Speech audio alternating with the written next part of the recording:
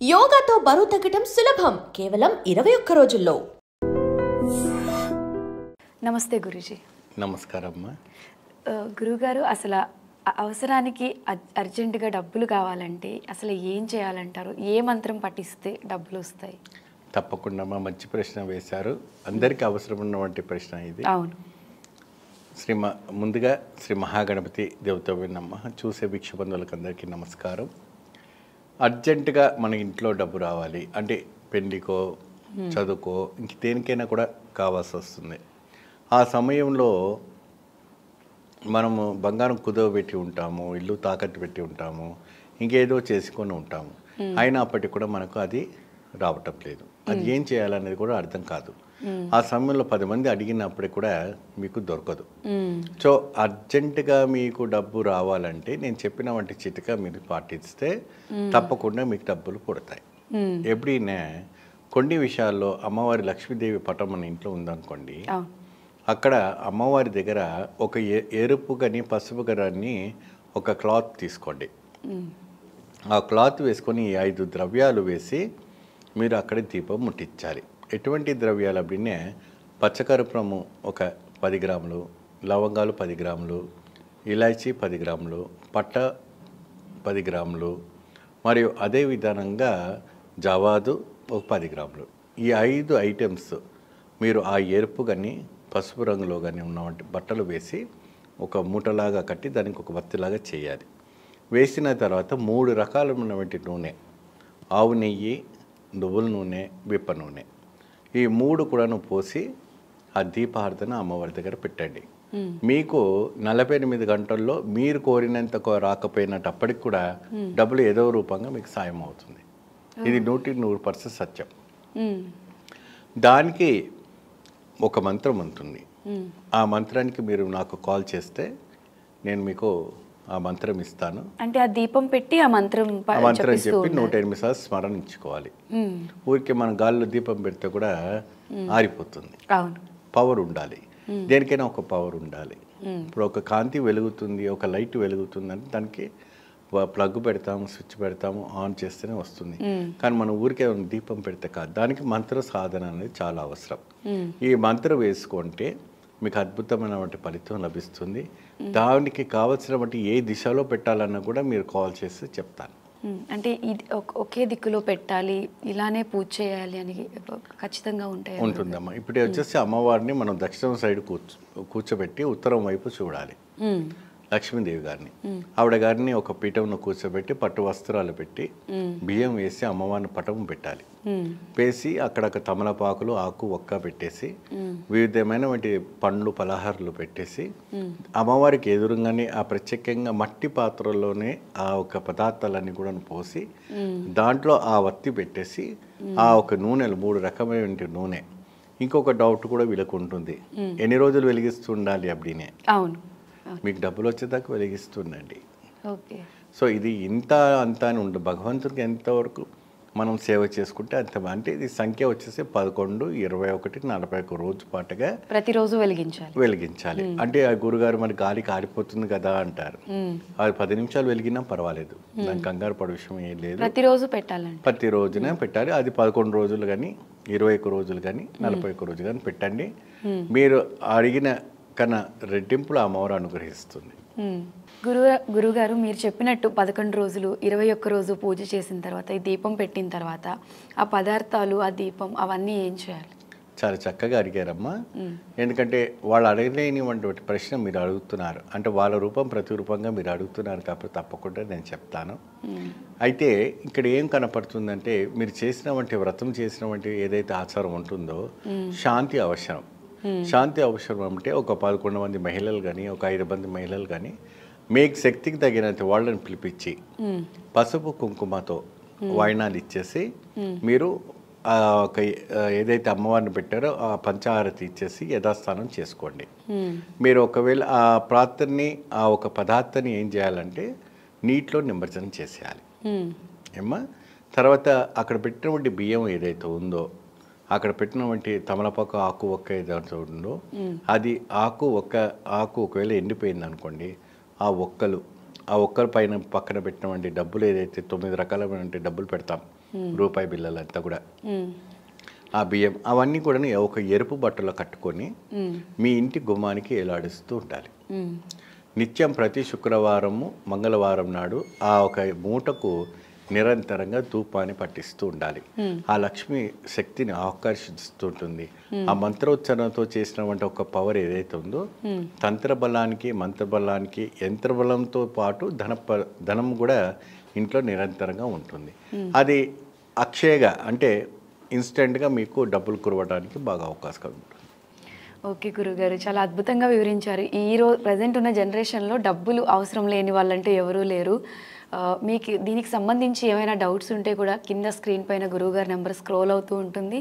ఆ నెంబర్కి కాల్ చేసి మీరు దీని గురించి పూర్తి వివరాలు కూడా తెలుసుకోవచ్చు. ధన్యవాదాలు గురూజీ. నమస్కారం. అయితే మనకి కొన్ని రోజుల క్రిందట యుద్ధం చూసాము. యుద్ధ వాతావరణం నెలకొనింది, అదంతా కూడా సక్సెస్ఫుల్గా కంప్లీట్ అయిపోయింది. అయితే ఇప్పుడు మళ్ళీ 2026లో కూడా 3వ ప్రపంచ యుద్ధం అంటే ఆల్రెడీ అక్కడ అది పునాది ప్రారంభం అయిపోయింది, అది కంటిన్యూ అవబోతోంది 2026లో అని చెప్పి బాబా వంగ ప్రెడిక్షన్ అంతా కూడా మనం గత కొన్ని నెలల నుంచి వింటూనే ఉన్నాము. ఆవిడ ఏదైతే చెప్పిందో అది అచ్చుగుద్దినట్టుగా జరుగుతూ వచ్చింది. ఇప్పుడు ఆవిడ ప్రిడిక్షన్లోనే ఈ 2026లో ఈ 3వ ప్రపంచ యుద్ధం భారీ ఎత్తున కొనసాగే అవకాశం ఉంది అని చెప్పి వారు చెప్పారని వింటున్నాము వార్తలు. అది వాస్తవమా? నిజంగా ఆ యుద్ధం జరగబోయే అవకాశం ఉందంటారా? తప్పకుండా జరుగుతుంది. అంటే థర్డ్ వరల్డ్ వార్ అంటే ఫుల్ ఫ్లెడ్జ్, ఇందులో వార్స్ లో రకాలు ఉంటాయి. Full fledged wars, half wars, partial wars అని జరుగుతాయి. వంగబాబా గారు చెప్పిన ప్రకారం కలియుగాంతానికి పునాదులు దగ్గరగా పడుతున్నాయి అని అందులో డౌట్ లేదు. అసలు ముందు వంగబాబా గారి గురించి తెలుసుకోవాలి మనం. ఆయన కలియుగాంతానికి పునాదులు దగ్గర అని ఎలా అంటాం గురుజీ? ఇప్పుడు మనం 5000 సంవత్సరంలోనే ఉన్నాము, ఇంకా చాలా ఉన్నాయి అన్నారు కదా. 4,32,000 సంవత్సరాలు ఉంది. అయితే వ్యాసుల వారు రాసినట్టు ఈ సోకాల్డ్ పండితులు ఎవరైనా చూసారా? ఎవరైనా చూసారా? లేదు. అక్కడ కలియుగ భవిష్యత్తర పురాణంలో ఏమైనా చెప్పబడి ఉందంటే మనిషి యొక్క ఆయుర్దాయం లోపల నరాలు గిరాలు ఆర్గన్స్ మంచి బలంగా 100 సంవత్సరాలు ఉంటాయని చెప్పాడు. అంటే 100 సంవత్సరాలు ఉంటే తాగేవాడు తాగుతాడు, సిగరెట్లు తాగేవాడు వాడు 60 సంవత్సరాలకే హ్యాపీ అంటాడు. అలాగే యుగము 4,32,000 సంవత్సరాలు ఉంటుంది. కానీ ఆ యుగములో ఉన్నటువంటి వాళ్ళంతా కూడా ధర్మంగా ప్రవర్తిస్తే ఆ దాని బాడీ ఎలాగైతే ఫుల్ ఆయుర్దాయంతో ఉంటుందో ఆ యుగానికి కూడా ఆయుర్దాయం ఉంటుంది. 4,32,000 సంవత్సరాలు. వీళ్ళు అధర్మం చేస్తున్నప్పుడు 4,32,000 సంవత్సరాల కంటే ముందే అయిపోతుంది అనమాట. అది కలియుగ భవిష్యత్తు పురాణంలో క్లియర్ గా చెప్పబడి ఉంది. అయితే దీన్ని పోతులూరు వీరబ్రహ్మేంద్ర స్వాముల వారు అందుకని డీకోడెడ్ లాంగ్వేజ్ లో చెప్పారు. ఏమనంటే కలియుగ ప్రమాణం అనేటటువంటిది అష్టగ్రహ కూటమి వచ్చిన తర్వాత 1962 తర్వాత మీకు శని మిథున రాశిలోకి రావాలా, అది క్లియర్ గా చెప్పాడు. అది ఎప్పుడు వస్తుంది? 2035కి వస్తుంది. యుద్ధం ఎప్పుడు రావాలా? 2026లో స్టార్ట్ అయితే మా బ్రదర్ ట్రంప్ హయాంలో స్టార్ట్ అయితే వస్తుంది. అసలు యుద్ధం చేయించగలిగే దమ్ము ధైర్యం మా ట్రంప్ తప్ప ఎవరికి లేదు. అందువలన ఈ యొక్క దగ్గరకు వచ్చేస్తుంది అనమాట ఇంకా. కాబట్టి వంగబాబా గారు ఆవిడ పాపం గుడ్డామె చిన్న పిల్లగా ఉన్నప్పుడు బల్గేరియన్ దేశంలో ఫారెస్ట్ లో కూర్చొని తపస్సు చేసింది. 2009/11 ప్రెడిక్షన్స్ కరెక్ట్ అయినాయి. బాంబేలో తాజ్ హోటల్లో మనాళ్ళమందరి పైన ఫైరింగ్ అంతా జరిగింది. మనం చూసాం. 9/11 అటాక్స్ అంటాం. 2011లో వరల్డ్ ట్రేడ్ సెంటర్ USA జరిగింది. అది కూడా మనం చూసాం. నెక్స్ట్ ప్రిన్సెస్ డయానా ఆమె యాక్సిడెంట్లో మరణిస్తుందని చెప్పింది, జరిగింది. చైనా ఫాల్ అవుతుంది అన్నారు, జరిగింది. జపాన్లో సునామీలు అన్నారు, జరిగింది. ముగ్గురు ఉన్నారనమాట. ఎవరు? పోతులూరు వీరబ్రహ్మేంద్ర స్వాముల వారు చెప్పింది, నాస్ట్రాడమస్ అనేటటువంటి ఆయన చెప్పింది, వంగబాబా గారు చెప్పింది. ముగ్గురు ప్యారలల్ గా సమానం అవుతున్నాయి. ఏదో స్లైట్ ముగ్గురు కూడా ఈ యుద్ధం ఉందనే చెప్పడం జరిగింది. యుద్ధం ఆల్రెడీ జరుగుతుంది ఒక పక్క. ఇప్పుడు యుక్రెయిన్ రష్యా యుద్ధాలు జరుగుతుంది. మా బ్రదర్ ట్రంప్ మధ్యలో వెళ్ళి వచ్చేసి చూసి వస్తూ ఉంటాడు. అయితే అది అలా కంటిన్యూ అవుతా ఉంటాయి అన్నమాట. అందువలన వాళ్ళు మనం ఊహించేసుకోకూడదు. ఎట్లా మొత్తం ఆటం బాంబులు పడిపోతాయేమో, మొత్తం జనాలు మొత్తం లేకుండా అయిపోతారు, అట్లా కాదు. వంగబాబా గారు ఏంటంటే హ్యూమన్ మ్యాన్ కైండ్ విలువలు తగ్గిపోతాయి 2025 నుంచి. ఓకే. ఈ మిథున రాశిలోకి వచ్చింది 2035లోకి. శని మీన రాశిలో ఉన్నప్పటి నుంచి స్టార్ట్ అయిందని డీకోడెడ్ లాంగ్వేజ్ లో చెప్పారు. ఆటోమేటిక్ గా అప్పుడు మనం థాయిలాండ్ బ్యాంకాక్ లో అర్త్క్వేక్స్ వచ్చినాయా లేదా? వాల్కనాస్, సముద్రాల లోపల ఉన్న వాల్కనాస్ పేల్తాయని చెప్పారు. చూద్దాం మరి 2026లో జరుగుద్ది. అలాగే జపాన్ది అక్కడ అర్త్క్వేక్స్ వస్తాయి ఇవన్నీ అన్నారు. జూలై 5th కంటే సెప్టెంబర్ 5th వచ్చేసింది. వంగబాబు గారు చెప్పింది అది. సో వీళ్ళంతా భవిష్యత్ ద్రష్టలు అంటారు వీళ్ళని. కాబట్టి ఇప్పుడు ఈ 4,32,000 మామూలు మనిషికి ఎలా ఉండిపోయిందంటే మైండ్ లో 4,32,000 సంవత్సరాలు అని ఉండిపోయింది. ఏదో వ్యాసుల వారు రాసినప్పుడు వీళ్ళందరూ చూసినట్టు శ్రీకృష్ణుడు నిర్యాణం తర్వాత అంటారు. శాస్త్రాలు అనేటటువంటివి నేను చెప్తాను చూడండి. వేదాలు ఇప్పుడు ప్రతి ఒక్కళ్ళు వేదాలు ఎవరు రాశారు? వేదాలు ఆల్రెడీ ఉన్నాయి. ఓకే, వేద విభజన చేశాడు వ్యాసుడు, విడగొట్టాడు. కాబట్టి మరి రాముడి కాలం అని కృష్ణుడి కాలం అని ఇలా డివైడ్ చేసుకున్నాం. అలా కల్కి కాలం ఇది. మరి ఈ కల్కి కాలంలో కల్తీ ఎక్కువ ఉంటుంది. కలియుగం ఇస్ నథింగ్ బట్ కల్తీ యుగం. కలియుగం ఇస్ నథింగ్ బట్ కామయుగం. ఈటింగ్ అండ్ మేటింగ్ అంతే కలియుగానికి. అందువలన ఇక్కడ వచ్చేసి నేను నీతులు చెప్తా, ధర్మాలు చెప్తాను, కుదరదు. ధర్మము కలియుగం మీద ఒక పాదం మీద నడుస్తుంది అన్నారు. కాబట్టి ఈ ప్రిన్సిపల్స్ లోనే జరుగుతూ వస్తుంది. మనుషులకు భయం వస్తుంది అనమాట. చచ్చిపోతున్నాం అంటే మనకు భయం వేస్తుంది. అందువలన మనం ఏమంటామంటే అమ్మ తొందరగా చచ్చిపోతామమ్మా, ఇంకా రాకూడదు వరల్డ్ వార్, వీడు వచ్చి తప్పులు చెప్తున్నాడు, భయపెడుతున్నాడు అనుకుంటారు. కానీ శాస్త్రాలు, సైన్స్ ఇప్పుడు చూడండి, ఒక కామెట్ వచ్చేసి 2026లో పడిపోబోతోంది మన పైన. స్కైలాబ్ ఎలా పడుతుందో 2026లో జరుగుతుంది. అది నాసా ధృవీకరించింది దాన్ని. నాసా కూడా యాక్సెప్ట్ చేసింది. సో దగ్గరకు వచ్చేస్తుంది భూమిని శకలం గుద్దుకుంటూ. మీటియార్స్, కామెట్స్ ఇలాంటివన్నీ జరుగుతూ ఉంటాయి. అలాగే మనము వేనస్ మీదకి 2028 మీదకి 28లో మిషన్ ఆల్రెడీ వర్క్ చేస్తున్నారు ఇస్రో అండ్ నాసా కొలాబరేషన్ తో. సో మనం వేనస్ దగ్గరికి వెళ్ళిపోబోతున్నాం 2028లో. అండ్ వంగాబాబా గారు ఇంకోటి కూడా చెప్పారు, ఎక్స్ట్రా టెరెస్ట్రియల్ లైఫ్ 2026లో మొదలైపోద్దని. అంటే ఏంటంటే వేరే గ్రహాంతర వాసులతో మనకి సిగ్నల్స్, మనకి కనెక్షన్ ఏర్పడిపోతుంది. ఇప్పుడు ఎలా అయితే అమెరికా ఎలాగా వెళ్ళిపోతున్నామో, ఇప్పుడు పెళ్ళిళ్ళు అమెరికాలో ఉన్న ఎన్ఆర్ఐలతో చేసుకుంటున్నారు కదా, ఇప్పుడు పెళ్ళిళ్ళు వేరే గ్రహాల మీద ఉన్న మనుషులతో చేసుకోవచ్చు. ఇప్పుడు వచ్చేస్తుంది కదా రాయబారాలు. ఇప్పుడే స్పేస్, ఇప్పుడు ఫ్లయింగ్ సాసర్స్ దిగుతున్నాయి అమెరికాలో. Already extra terrestrial life start అయిపోయింది. దిగుతున్నారు, వెళ్తున్నారు, వస్తున్నారు, అన్నీ తెలుసు. ఇప్పుడు 2026లో మనవాళ్ళు అంతా కూడా ఎలా అయితే అమెరికాకి మనకి సంబంధ బాంధవ్యాలు ఉన్నాయో, ఇప్పుడు ఇతర గ్రహాంతరవాసులతో కనెక్షన్స్ ఏర్పడుతుందని క్లియర్ గా చెప్పారు. అయితే వంగాబాబా గారి ప్రెడిక్షన్స్ ప్రకారం 5075లో కలియుగాంతం అని చెప్పింది. 5075లో అంటే 2030. ఇప్పుడు ఈ చెప్పినట్టు థర్డ్ వరల్డ్ వార్ జరిగితే మొత్తం స్మాష్ అయిపోద్దని ఎవరు చెప్పారు? థర్డ్ వరల్డ్ వార్ మళ్ళీ చిన్న చిన్న యుద్ధాలు వేసుకుంటాం మనం. ఇప్పుడు మన మోడీ గారు మొన్న యుద్ధాలు చేసాం, పిల్లల తుపాకీలాగా చేసాం సరదాగా. అవన్నీ దానికే 20,000 కోట్లు ఖర్చు అయింది. మరి అసలంటూ మరి హిరోషిమా నాగసాకి మీద వేసేసినట్టు అప్పుడు న్యూక్లియర్ వెపన్స్, అది ఇంకా టైం ఉంది. కల్కి వస్తాడు. ఆ కల్కి అంటే ఎవరో కాదు, ఆ బాంబ్ అన్నమాట. అదే కరెక్ట్ గా పడిపోద్ది. అప్పుడు కరెక్ట్ గా అంతా ప్రళయం అయిపోయి ప్రపంచం అంతమవుతుంది. ఇది పెద్ద డీకోడింగ్ చేయాల. ఈ లోపల అసలు జరగాల్సింది చూడాలి. నేనే వీరబ్రహ్మేంద్ర స్వామి అని ఒకళ్ళు వస్తారు, నా పేర్లు వీరబ్రహ్మేంద్ర కాలజ్ఞానంలో ఉందని బోల్డ్ మంది వస్తారని బ్రహ్మగారే రాశారు. తర్వాత నేనే కల్కి అవతారాన్ని ఆ మధ్య వచ్చారు, బోల్డ్ మంది వచ్చారు, వేల మంది జనం వెళ్ళిపోయారు. ఇలా జరుగుతాయి అన్నారు. అంటే మనము ధర్మ మార్గంలో నడుచుకోండి అని చెప్తున్నారు. అప్పుడు ఇంకా కొంతకాలం సాగదీయగలం కలియుగాన్ని. అందువల్ల ఇప్పుడు 3,200 కోట్ల సూర్య కుటుంబాలు ఉన్నాయి, సౌర కుటుంబాలు. 3,200 కోట్లు, 3 × 10⁻11. ఇంకా చెప్పలేము. అయితే అంతే కరెక్ట్ గా లెక్క పెట్టాము మనం. ఇంకా ఉంటాయి. అలాగే ఇప్పుడు మనము వెలాసిటీ ఆఫ్ లైట్ 3 × 10⁸ మీటర్స్/సెకండ్ స్పీడ్ తో మనము శంబాలా గ్రామానికి వెళ్ళిపోతుంది మన ఆత్మ అంటున్నాం.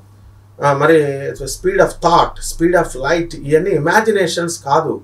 ఇమాజినేషన్ క్యాలిక్యులేషన్స్ ఉంటాయి, ఎక్యురేట్ క్యాలిక్యులేషన్స్, ప్రిసైజ్ క్యాలిక్యులేషన్స్ తోనే ఉంటాయి.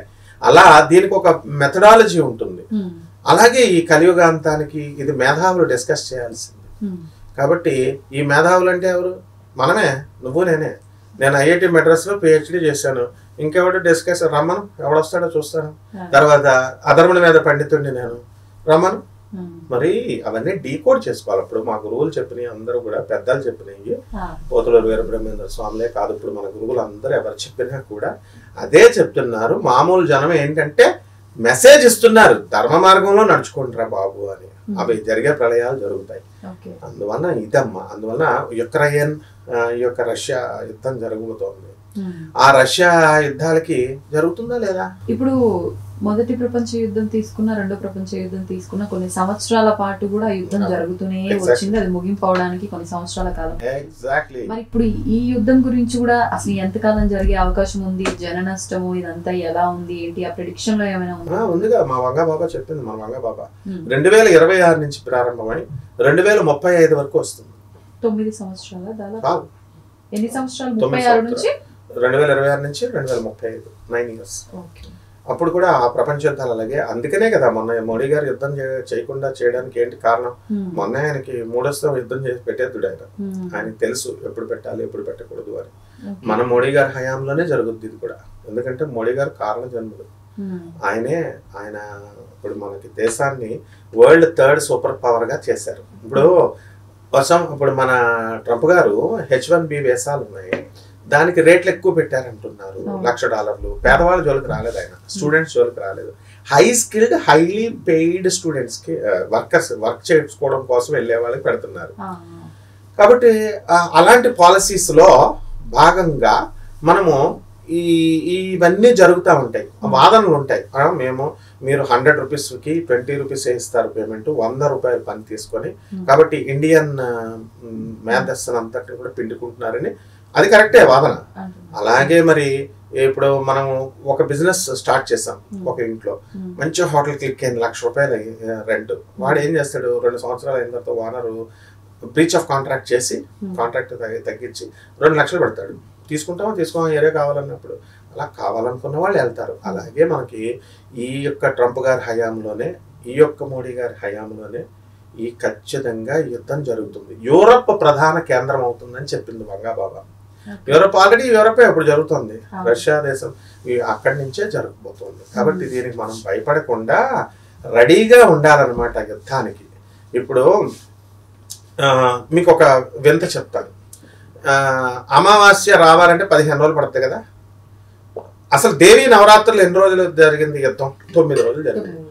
మరి 2025లో ఎన్ని రోజులు జరిగింది? 11 రోజులు. ఇది వరకు 10 రోజులు. 9+1 9 days అమ్మవారి యుద్ధం చేసిందని చెప్పారు, +1 దశమి. ఇప్పుడు 10 days యుద్ధం జరిగింది, +1 విజయదశమి. మీరెవరు నిర్ణయించడానికి? దేవి పురాణంలో, దేవి భాగవతంలో 9 రోజులు అమ్మవారి యుద్ధం చేసిందిరా మొర్రో అని పురాణాలు చెప్తుంటే, మరి మన బెజవాడ కనకదుర్గమ్మ దేవస్థానం మనమే డిసైడ్ చేస్తాం, మన గురువులే డిసైడ్ చేశారు, వేదిక్ స్కాలర్స్ అంతా 10 రోజులు చేస్తామని. అంటే 10 రోజులు ఇప్పుడు ఇట్ ఈస్ ఎ కాంట్రడిక్షన్, పురాణానికి కాంట్రడిక్షన్. వ్యతిరేకం అవట్లేదా? 9 రోజులు అమ్మవారి నవరాత్రుల పేరు అందుకే పెట్టాం. ఇప్పుడు నవరాత్రులు అనకూడదు, దశరాత్రులు అనాలి. అలాగే 4,32,000 సంవత్సరాలు కూడా తగ్గుతుంది అని. అంతేగాని పోతులూరు వీరబ్రహ్మేంద్ర స్వామి వారు చెప్పింది, ఆయన పిచ్చోడు కాదు, సాక్షాత్తు బ్రహ్మ విష్ణు మహేశ్వరుల అవతారం అమ్మ. ఆయన చెప్పింది ఏది కూడా ఇంతవరకు పొల్లుపోలేదు. కాబట్టి ఇది కూడా పొల్లుపోతుంది. అందువల్ల క్రిస్టల్ క్లియర్ గా మనం రెడీ అయిపోవాలి. చేదు నిజమైనా సరే ఏంటంటే 2026 నుంచి మనం 3వ ప్రపంచ యుద్ధానికి నాంది పునాది పడుతోంది. 2035కి డే బై డే ప్రోగ్రెస్. ఇది ఎందువలనంటే ఎవల్యూషన్ లో ఒక భాగం. దీన్ని ఎవ్వరూ ఆపలేరు. అందువలన జాగ్రత్తగా చేసుకోవాలి. నమస్కారం. తవ్వుతున్న శివలింగం సరే, దాన్ని అట్లా కప్పేసేయండి, చూపించదండి. మూర్తి పూజ కాదు, సాక్షాత్ బ్రజేంద్ర నందన భగవాన్ ఉన్నారు మూర్తిలో. ఏమీ ఆశించకుండా ఆరాధించే వాళ్ళు కూడా ఉన్నారా ప్రభుజీ? నిజమైన భక్తి అంటే మనకు తెలియదు కాబట్టి